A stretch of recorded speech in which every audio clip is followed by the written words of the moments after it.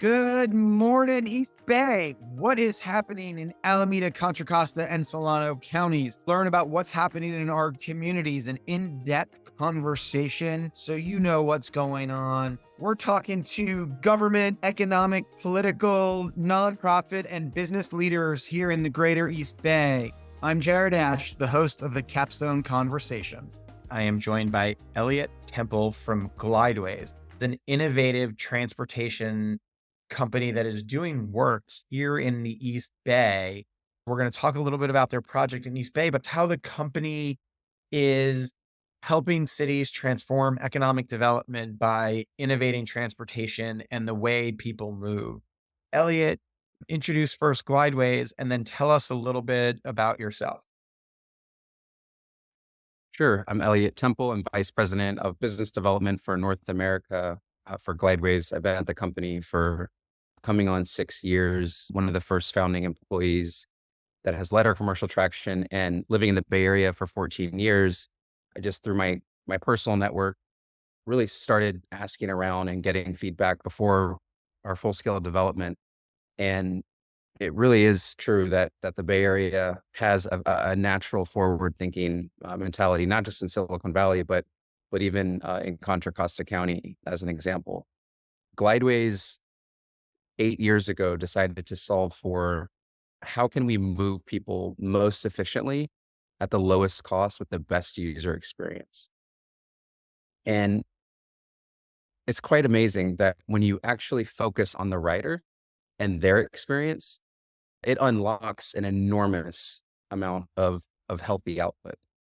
First and foremost, it creates a smaller vehicle that you don't have to share with people. So you can have a personalized experience if you're disability, or if you simply just want your own space, which is what a lot of the data has shown in carpool lanes, which never have panned out the way we've hoped that they would, or Ubers and Lyfts, which add more traffic to our roads because people want their own space. Having that own space and at least having that option is really, really valuable to people. So if you can do that by having a smaller vehicle, amazing, right? But the smaller vehicle is lighter weight. The smaller vehicle allows for another lane of continuous flow. All of this requires less right of way and less infrastructure. And so all of that is fractional in size to other modes like buses or trains, which are expensive. BART is somewhere in the $1.3 billion per mile to build. Those are our tax dollars being spent on really expensive transit that is wonderful and it does get us to the city, but it's at an enormous burden financially, which takes away from more housing, more hospitals, more schools, et cetera, or even more transit, right? So we are all about more access. All of our systems are connecting existing transit, bringing more ridership to BART, to existing modes. And we're doing that at a fraction of the cost to build, to operate, et cetera. And so when you pass that along with current fares, it's really an exceptional user experience for the rider. So I think there's a couple important distinctions to start out with in level set. One is we are only on a dedicated path that is dedicated to that glideway system that would be owned by a transit agency like CCTA, for example. And so that dedicated path is not open road autonomy. This isn't Waymo. This isn't Cruise. That world is solving for a very different problem. We are leveraging existing technologies that already exist today to move a lot of people at a fraction of the cost to build and operate from the transit agency's perspective, and at a user experience that we believe will get people out of their cars, which is their own space, their own lighting, their own music. They can kick back and relax, no stops between when you get on to the system and when you get off of the system. It acts sort of like a train, but we are, again, a disaggregated system, if I'm getting nerdy on it. Tell us a little bit more how it works, right? Like, give us an image of what is this little car? How does it fit into a right of way? Yeah. So again, it's always a fixed guideway system. So you get on the system just like you would go up to another system, and you pay with your phone, or you can pay at a kiosk with cash. which spits out a QR code that opens the vehicle. So you cannot open a vehicle without paying for a fare. That's first and foremost. Second, when you do open that vehicle, you're not hindering the flow of anyone else around the system. You can take your time getting in the vehicle.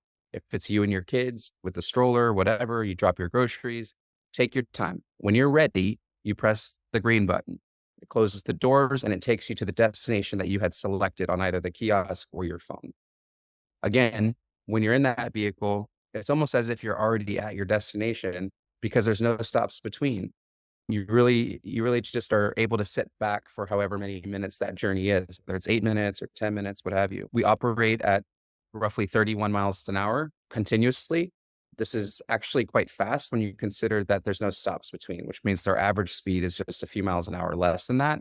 And so, a train can go 80 miles an hour, but if it has to stop and go and wait on people constantly down a linear line, it does take a long time to get where you need to go. BART is actually a great experience and actually pretty quick, but looking at transit agencies and experiences across our world and the United States, it's actually pretty inefficient, especially for the costs. Again, those tax dollars that we spend on transit is exceptionally large. It's billions and billions of dollars every year, and our system is a fraction of the cost, and we can move a similar amount of people. Eh, So how many people could you move an hour on a system? So our I mean, San I know Jose it'll vary. that's the other really cool thing is we can scale the system by simply adding more vehicles. So we can always start out a system with less capacity, and then we can add more vehicles to the system that equate to a much larger capacity, upwards of 10,000 people per hour.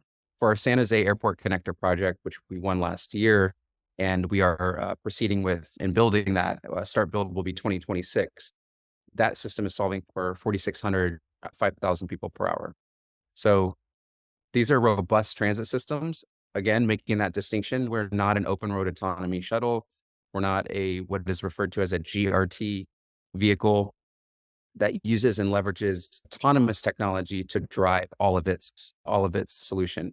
We are very much an automated system, and we fall under the regulatory standards from the CPUC and others in the rail category because we're considered virtual rail. Interesting. So in the San Jose connector, is that going from the airport to Caltrains? Yeah, that's going from the airport to the Diridon station. It also will include an extension on the other side to long-term parking. When I say airport, I mean intra-terminal connection. So when you get off of a plane, if you don't have to go to baggage claim, you'll get on that vehicle and you'll be downtown in 8 minutes. And you and I both know it takes 15, 20 just to get to the baggage claim or to the rental car or to your Uber, Lyft, et cetera.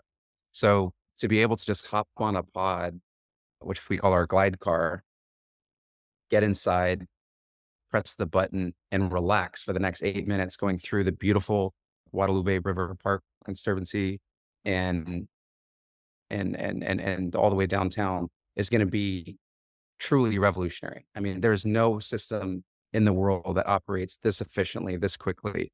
What Glydways is solving for is pretty well known as PRT, which is personal rapid transit. That was really goes as far back as the 1950s. Morgantown, West Virginia is a system that still thrives today in a financial feasible manner. Ultra PRT has the Heathrow Airport connector system that has operated flawlessly for a long time. So what no one could really figure out though is to your last question is capacity. How do we move a lot of people with this type of better experience?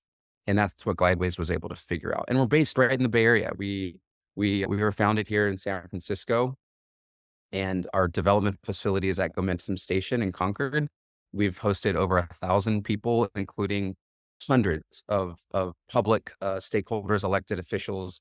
It's been an incredible journey, and why I joined this company was not just the emotional connection of solving for traffic ultimately, but the execution path was so clear on how we leverage existing technologies that already exist today to solve a problem that can take us through the next 50, 60, even 100 years with enormous efficiency and financial feasibility.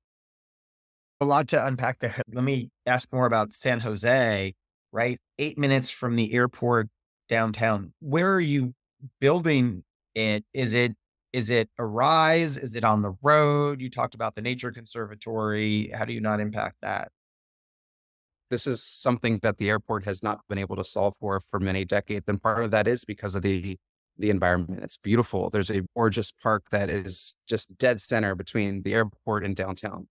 It's a large park, and currently, I think they struggle with homeless encampments there and things like that. But honestly, being able for more people to be able to access the park is really important. San Jose has been trying to solve for this system for a long time. Uh, for 40 years or so, maybe 30 years, and they've not been able to really do that. And part of that is because of a beautiful park that is stationary right in between downtown and the airport. No one wants to put a train through that. No one wants to put a train through that has to stop, making it a burden on the community audibly, the noise and pollution that's attached to that as well. We must think differently about the way we have transit solutions. And what's great about Glydways, to your question, is we can actually build a system at grade in the park that's quiet, that just flies by seamlessly toward downtown, while also having access to the park. All of our access points, which is what we call our stations, are always offline from the main system. So that continuous flow always exists until you need to get off on your stop. But that the row of other vehicles behind you keep on going downtown. It's for each party. Accessing that park's important. We're able to do that because we're tired on pathway, fixed guideway system. We also operate elevated and tunneled. We were shortlisted for San Bernardino Airport Connector, which is a full tunnel, similar distance as San Jose, and we'll see how that one progresses. But yeah, we're really excited about how we integrate with communities. Again, this was never really possible for San Jose, and as you know, any city requires economic development arteries such as an airport downtown connector if they really are serious about attracting jobs and events and tourists and all sorts of other things that come with the value of a connector like. In addition to San Jose, you have a project coming in the East Bay, in East Contra Costa County. Tell me a little bit more about that and where it's going, how you got the project, soup to nuts. Let's dive into that one. Well, look, soup to nuts is Randy Iwazaki, who was the executive director of CCTA at the time, s- was very quick to understand what we were doing and the impacts that it had. And again, this is just back to that forward thinking and innovative mentality, but pragmatic too. I mean, he really understood, just like I did when I joined the company, our execution and how doing so really took a lot of the risks out of building something new without really trying to reinvent a lot of elements. And so he saw a very clear case, many cases actually, including the 680, diluting traffic along the 680. Iron Horse Trail was even a discussion at one point. But furthermore, there was just a much greater need along the four cities of Antioch, Pittsburgh, Brentwood, and Oakley that is an underserved area that is essentially a transit desert. And there's two BART stations nearby. There's some Amtrak stations, but getting to those is just not a practical way of commuting or doing things. And so the ridership speaks to that, by the way. And so does the drive that so many people make to Stockton and Tracy just to have jobs in the city. You should not have to drive 2.5, 3 hours each way to get to your family because that's where you can afford to host them. That's disgusting. 6 hours a day in someone's life, plus sleeping, plus work, leaves you no time for yourself, for any sort of enjoyment, for mental health. The impacts of this are huge. And I think we all believe that urbanization will continue, which is a non-political statement. I think urbanization is very real. I think there's very few Gen Z, culture kids that really just love and want to drive and be in traffic. Again, this is an older mindset. I love cars. I love motorcycles myself, but commuting from a predictable place to another place regularly should not be a daunting, soul sucking experience that ultimately affects your family. So I don't know Well, if I'm that's really helpful. excited if I could sleep in the car because I do that while I'm driving, which of course causes problems. Yes, I wouldn't advise that. Yeah. sleeping in the car is totally fine. Once you get to the destination, the doors will open, which would wake you, hopefully. But yeah, it's really the most beautiful system that we're creating, and we have a full size, proof of concept, or we have a full operating system. It's just not a public certified system yet. So we're really excited about deploying our first system, hopefully in Contra Costa County. But there's many other regions and many other transit agencies that are on top of this. Atlanta, Georgia is another one. They've done extensive amounts of research over the last 4 years and are really committed to deploying a system that is referred to as ATN, so Automated Transit Network System, which is something that our technology falls underneath. There's several areas in Southern California that we're working on. There's a couple opportunities in the Midwest that are really exciting and sort of near term. Texas is extremely forward thinking, specifically Austin, and even Houston and a little bit of Dallas as well, where they really want systems that make sense. And they're very financially focused too there, which is again, why are we spending billions of dollars of tax dollars on transit systems that only move 10% of the people?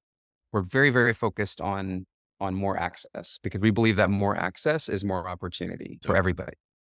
So when you're in East County, East Contra Costa County project, where do you where is it physically going? Is it going in the right of way? Is it taking up a lane on the highway? Is it going through open space? Where is the land to sort of put this? Give everybody the picture of that. So a lot of that's still being figured out, and I'm not in the best seat in this company to be able to speak to all of those specifics. But the right of way is very small compared to anything else, including a car lane, and so it's does not need a lot of space. Think similar to like a bicycle lane of space or a pedestrian bridge type of safe space. Really quite lightweight compared, but it's being figured out. There'll be multiple phases across that 28-mile system, connecting 5 different train stations and 2 BART stations. First things first is to focus on the first phase, and I believe that will include hopefully the Antioch BART station and connecting that to a nearby destination, which I can't speak to just because again I'm not in the project delivery team lens right now. We are working very closely with Tri-Delta Transit, CCTA on this project and implementing it accordingly. This isn't high speed rail. This isn't BART. This isn't something that would blaze through communities with some enormous audible and polluting impact. The environmental is much more seamless, much more friendly to the community. And again, this is all about more access. So the ability to have 6 access points along that system is what we've designed for. If that will happen, we'll see. But the fact that we're even able to do that just goes to show you how dedicated this technology is to more access. No, let's talk about the environment there. So what's the equivalent in pollution we're saving? How many cars are we looking at taking off the road with that East County project? Is this electric fuel? Do you still need the the PG&E to have the right kind of energy mix on the grid? How are you getting your power? And let's talk about that. Yeah, that's again pretty low level and very specific to each project. So I can only speak at it at a higher level. But for this project, my understanding is we'd move millions of people per year. Every time we're someone chooses to take our system, they're not taking another mode like a Uber or Lyft, which would be another car on the road, uh, um, or their own vehicles. I suspect it'll be quite a large impact for the region. It also will unlock the ability for developers to say, "Hey, we want to build housing along this system to capitalize on the access and make it easier for people to live closer to the city and their jobs than having to drive all the way to Tracy, Stockton, et cetera." But from a carbon emissions standpoint, our system is at least 6 times less than cars and carbon emission output, and about 10 times less than any sort of fuel related bus. If I'm another city or another region in the East Bay, right? Most of the people listening to this are Alameda, Contra Costa, Solano County. What are some, if I'm a mayor somewhere listening to this, somebody interested in transportation, what do I think about to know if you're a good fit for my area? Yeah, it's a great question. First and foremost, you have to have the forward thinking of thinking outside the box, the traditional boxes that we know. Second is you need to have at least hopefully more, 3, 4, 5, 10 clear destinations that would be areas of interest and access. And then some confidence in that ridership to help really support the business case that would hopefully attract private development money in conjunction with public money to get the project going, which is a much quicker way of delivering a project. Although that can be controversial to some, the truth is to incentivize a project, and to build it quicker is way more interesting for the speed and the rate of sort of growth that we're experiencing as a society, especially as we start to encroach on the AI world and the growth that will bring us as well. So we must think forward. We must work with partners and agencies to build systems quickly. And the way we do that is to not build $2 billion per mile systems that take 30, 40, 50 years to build 1 mile, which almost always doesn't quite make the cut of where people actually need to access. So again, much less cost to build, much less cost to operate. Those operational is paid for by current transit fares, which equals an environment that attracts P3 delivery, which is ready today to build that system. So in other words, we could build a system today if you have, again, the forward thinking, the destinations that you want to connect, and a right of way that's feasible. And so the right of way and the planning and design, you're right, that is highly complex and can even potentially kill a project. But because of our right of way width, we can go down the shoulder of an existing street. You can traffic engineer that into a system. Again, would not be open road, would be fully protected in its own environment. But the flexibility of our system is unreal. Is truly unreal compared to others. This is a transit system. So, you know, how important is it to you, Mr. Mayor, to move, thousands of people from one point to another, whether it's a stadium, whether it's an airport, whether it's a common commute pattern? There's no better way to move people than a solution like Glydways. Doing that with an experience that people can count on. You're doing that with an experience that people actually love, where you're creating transit for the 100%. Right? So people that want to take transit, not are forced to take transit. This is another element. We must create transit that everybody loves and that wants to take. And then that will not only bring more ridership, but it will also bring ridership retention for many decades to come. Along those lines, some of the biggest transit blockage areas are merging transit junctions, the best transit junctions where you have backups in the Bay Area is where we have bridges. To the East Bay, we keep in mind the San Mateo Hayward Bridge, the Benicia Martinez Bridge, the Richmond San Rafael Bridge are backlogs where traffic happens, not just because of tolls, but those are areas where you don't have mass transit. If you could bring in people from Solano County and bring them into the BART stations in Contra Costa County, or if you could take people from like the Hayward BART station across the San Mateo Hayward Bridge into downtown San Mateo, Foster City, Redwood Shores, those are routes that don't have other mass transit other than large scale buses. Could you work in maybe those areas?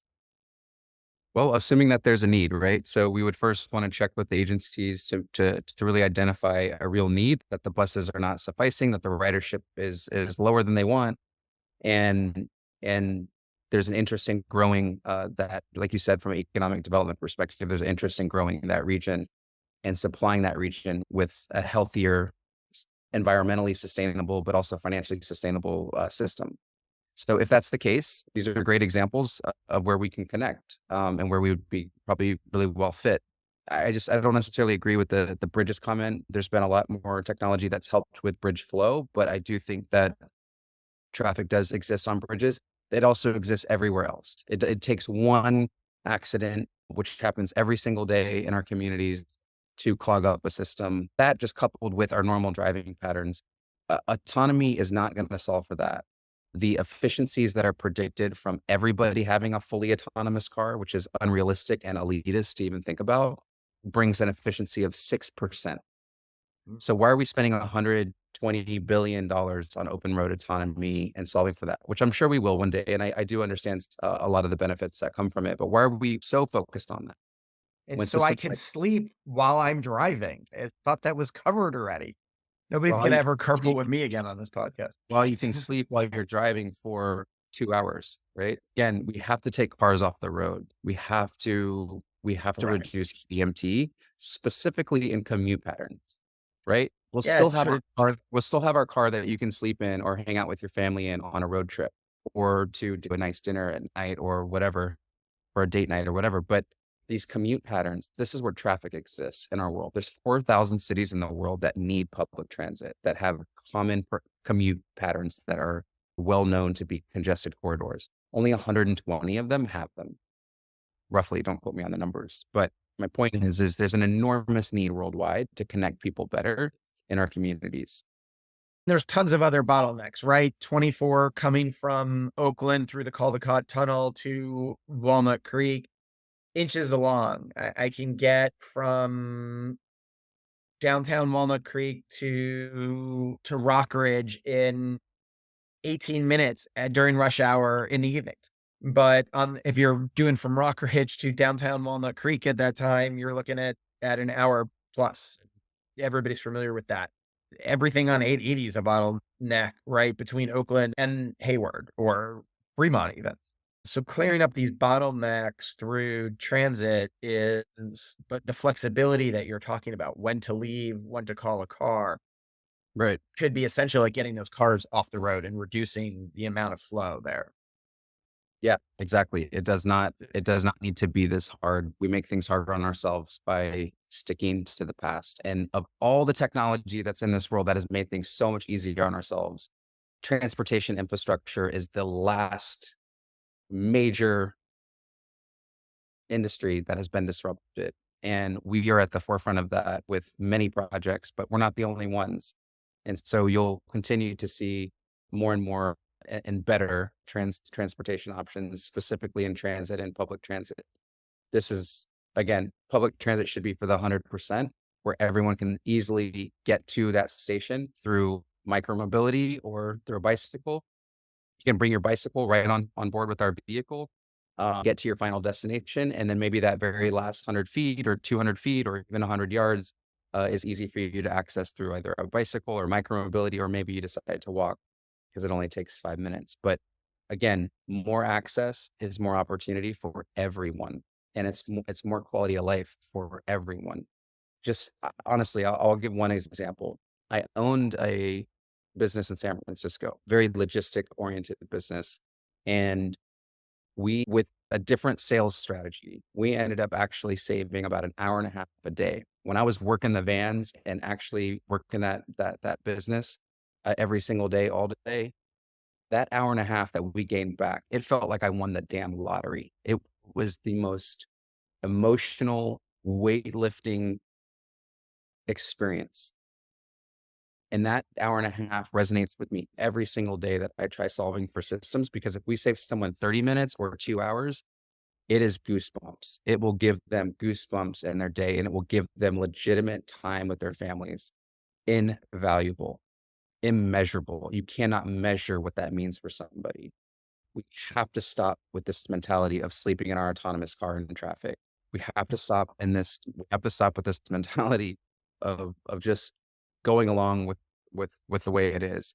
We need to demand from our transit agencies a better way forward, and connecting where they need to connect to. BART does a fantastic job of getting people into the city, but there's so many areas that we need to connect to BART to make sure that people can get to BART. That the driving and parking in the lot is not really pragmatic for a lot of people. Let's talk about the getting to the system, and you've alluded to that. Bikes on the system, being able to walk within the neighborhoods. You're talking more than 50 access points in the East Contra Costa County Right. project. Dep- Yep. It'll vary at the end. You still have people who are going to be a little further than a walk or who might not bike ride in some of those cases. How do you envision parking lots in some of these cases? Right? Like people now, like if I go to BART, I couldn't bike ride occasionally, but most of the times it's a little bit of a distance I'm gonna drive. How are people getting that again, that first and last mile to your station? So yeah, so first and last mile solutions are different. Until open road autonomy exists, where RV vehicles can come off of that fixed guideway system and take you directly to your door, which we intend on at some point. Until that exists with confidence that we can depend on, it's going to be a multimodal approach, and it will always be a multimodal approach, right? Lime's done an incredible job of micromobility and enhancing bicycle and scooter access for people across the nation, and it's things like that that complement our system really, really well. But again, when it comes to moving people in that last 10-mile, as an example, system, that's where we come in. There's no solution to this day that moves people more efficiently with a better user experience than Glydways. And so whether it's 1 mile or 10 miles, we are the best way to move somebody. But when you encroach on the smaller distances, less than a mile, for example, there's many other modes that are much better fit for most people, right? Some will argue that I can bicycle 10 miles, I can bicycle 15 miles. Great for you. I can't. And I don't, and there's a lot of people that probably can't. And so again, how do you create a system for the 100%? How do you create a system that people want to take, that really get excited about getting on, every single day? And so I can't say that I feel that way about, the current transit systems that I ride, whether it's in Los Angeles or whether it's in San Francisco, or elsewhere. There's just a lot of issues we're solving for. And one of the biggest things that you can do for safety, for security, and for financial sort of support of your existing transit is you can ride it. So the more ridership that we can bring to these systems, the easier it's going to be to justify more safety. It's just data, right? So the more people that are on a train, the less likely something is to happen. Our system, it's all about it's all about getting people where they need to go, the best experience, and then hopefully bringing more people to existing modes. So two questions come out of that, right? Let's say you're in the right of way, possibly a shoulder or a median. How safe is this system from other cars on Completely, the road, right? completely protected, full concrete barrier. We are a fully protected system. I really want that to be known, and we need to do a better job at communicating that. So for anyone that doesn't understand that, it's very, very much always the case for our system until open road autonomy exists. But even then, we will always have these high throughput, very fast modes of getting to where you need to go. Because so you must have that fixed guideway system for throughput, right? It's the bike messenger in San Francisco that blazes through every stoplight and every stop sign. He or she makes it really quickly to where they're going because they have throughput. You have to have throughput to be able to really get to where you're going quickly. That's where rail really works, right? Is it's its own system. BART, no, there's no stop and BART for a rail crossing or something. And I'm the guy who bikes. I don't do it so much anymore, but I'm the guy who bikes 100 plus miles. I've got a group that I go up Diablo with once a month. And, there's plenty of 70-year-olds in that group that kick my butt because they're retired and all they do is bike a couple 100 miles a week. So I get that's not for anyone. Is the car, when we're just talking about that safety, is it a seatbelt or is it like the BART train it's too small to walk around it, but is it just the comfy seat then or Yeah, we have an amazing group that's designing our vehicles. Not only is it just aesthetically pleasing and really created as an oasis for everyone when they're in the vehicle, but everything from the material smells to the feel, all of that's being accounted for. We want the system to be addicting for anyone that's taking the ride.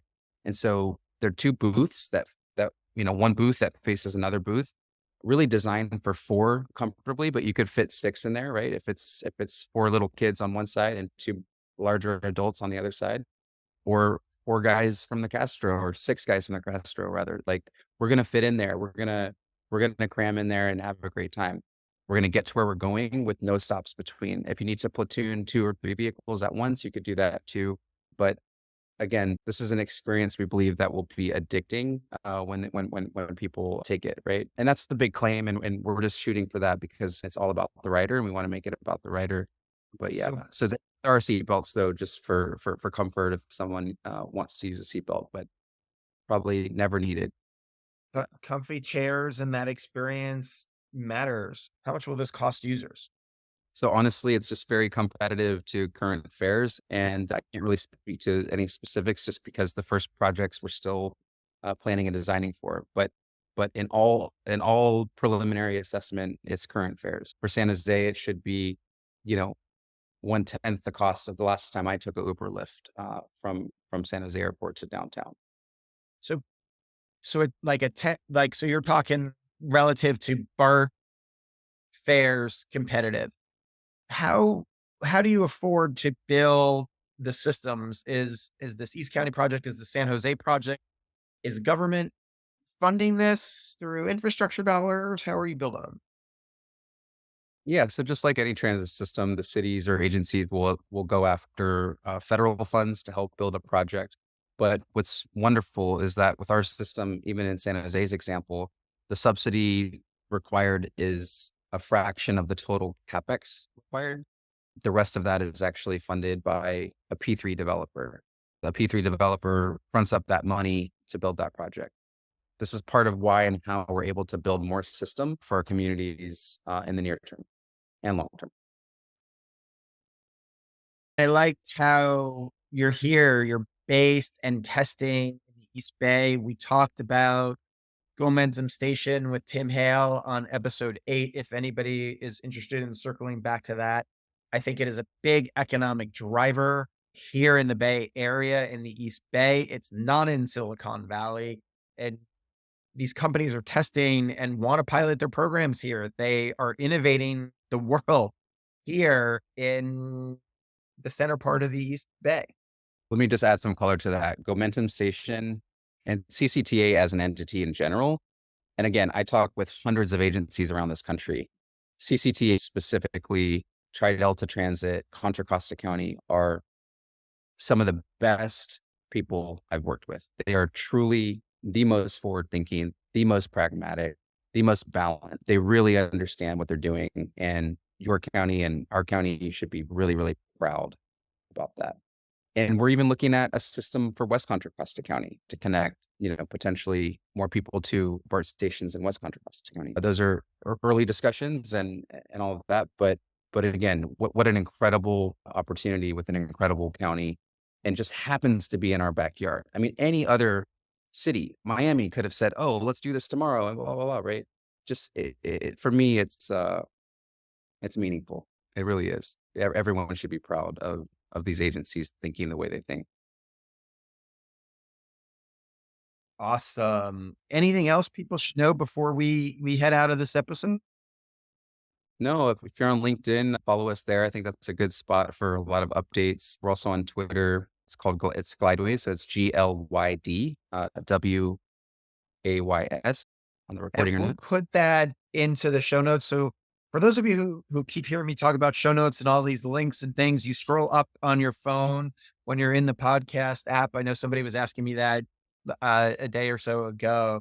Is where do I see those show notes? It's right there in your phone under the podcast thing. We'll put that link.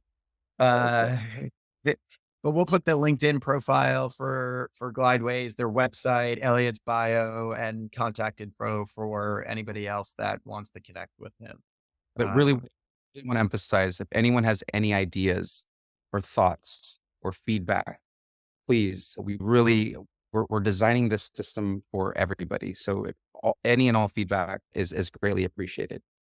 We really want to hear what you have to say. So just please don't hesitate on sending us a message. I think it's info@glydways.com. Jared will post the site, and then you guys can find us there. Eliot Temple from Glydways, thank you for joining me today. I really appreciate it. Thanks, Jared. Thanks for all you do too for the region. Wait, don't leave yet. Hit subscribe. Make sure you get the weekly updates. We have a new episode every Wednesday for stuff happening in the East Bay. In the meantime, follow me on LinkedIn, Jared Ash, or check out our firm where we have a weekly newsletter and blog at Capstone Government Affairs on LinkedIn. Thanks for joining us today on the Capstone Conversation.